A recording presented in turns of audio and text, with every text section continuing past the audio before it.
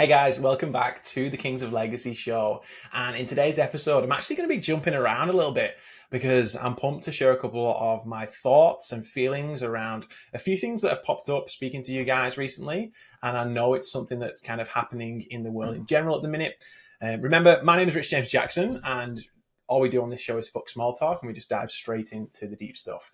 So, the title of today's show is How to Feel Heard and Respected in Your Relationships.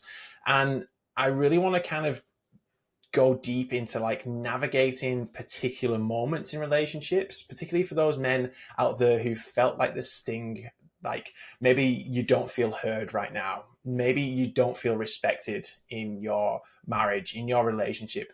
Maybe you've heard words like the business is more important than us thrown at you. Maybe you've had that said to you and you're navigating the emotional waves that follow that.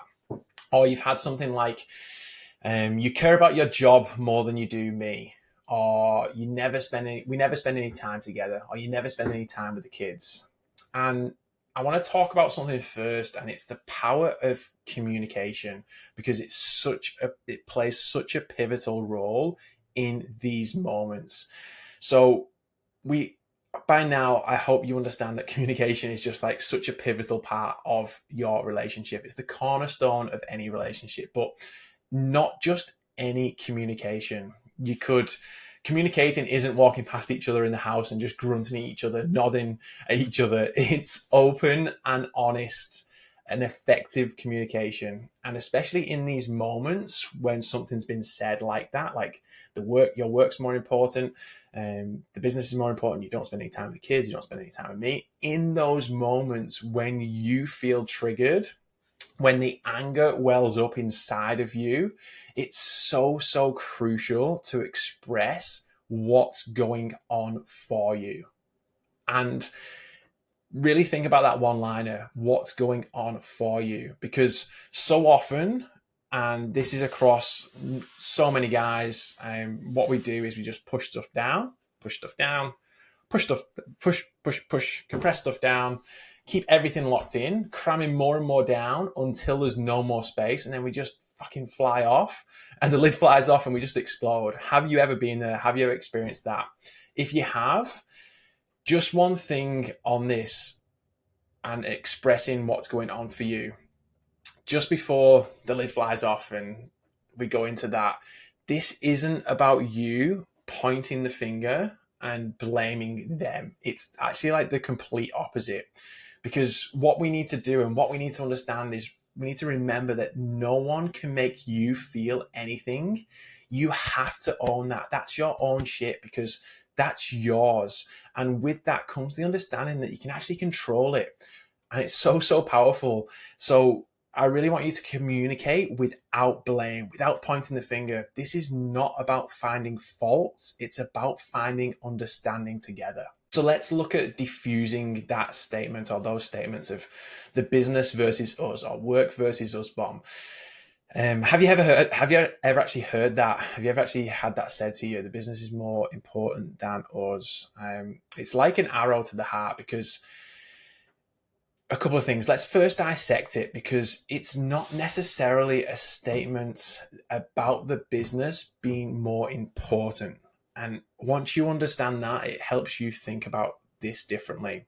It's normally a plea for connection, a plea for help, a plea for attention. So if you understand that it's not a statement about the business being more important, you can ask yourself the question, like, how can I pivot this moment towards a conversation about priorities, about finding a balance that works for both of us here? And I really fully believe that active listening can play such a big role in these moments. And it's not just about hearing the words, it's about understanding the emotions, understanding what your partner's saying, acknowledging the perspective.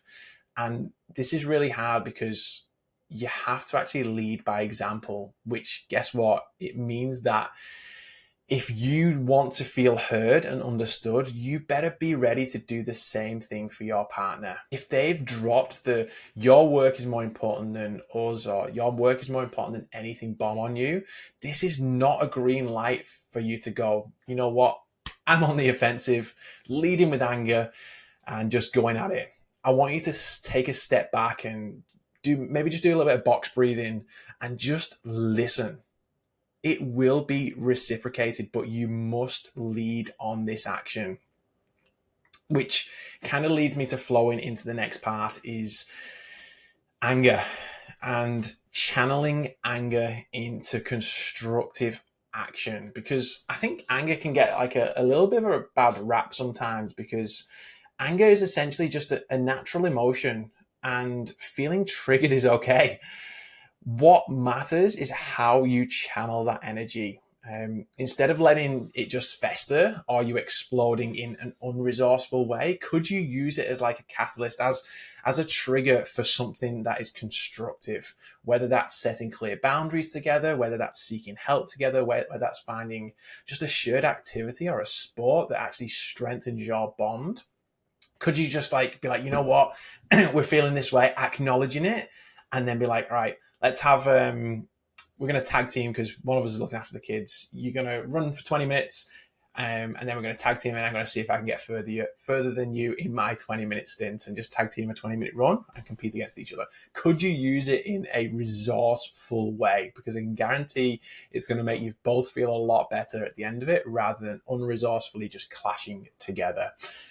And understanding anger can be a powerful force for positive change. Remember that any relationships out there, they're all a journey and they require work, but that work is an investment into your legacy. So as we navigate these waters, let's aim for a legacy of love, understanding, and partnership, and using moments where you feel triggered, you feel like you're about to go, just acknowledging what's happening, breathing, stepping back, and really just having a moment to think about what your next actions are. If I could leave you with anything today, that would be the most important thing.